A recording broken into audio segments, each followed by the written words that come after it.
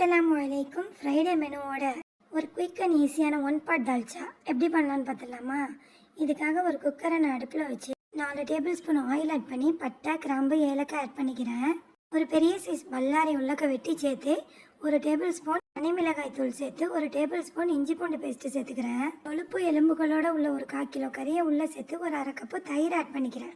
ஒரு நல்ல பழுத்த 2 தக்காளி பழமோ 2 பச்சை மிளகாவையும் உள்ளே சேர்த்து வதக்கி விட்டுக்கலாம். இப்போதைக்கு மசாலா, உப்பு எதுவுமே சேர்க்க தேவையில்லை. கறி வேகிற அளவுக்கு தண்ணியை ஆட் பண்ணி 1 கப்பு துவரம்பருப்பை உள்ளே களைஞ்சிட்டு சேர்த்து உங்கள் பகுதியில் இருக்கிற கறிகள் வேகிற அளவுக்கு விசில் கொடுத்து எடுத்துக்கோங்க. 2 விசில் ஹை ஃப்ளேமில் வந்தோடனே லோ ஃப்ளேமில் வச்சு எடுத்திங்கன்னா பருப்பு அடிப்பிடிச்சிடாமல் கிடைக்கும்.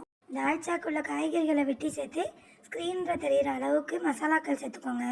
லெமன் சைஸ் புளியை கரைச்சி 4 கொத்து கருவேப்பிலையோட உள்ளே சேர்த்து ஒரே ஒரு விசில் கொடுத்து எடுத்தா one pot dalcha ready. Video பிடிச்சா லைக் பண்ணி ஷேர் பண்ணிக்கோங்க.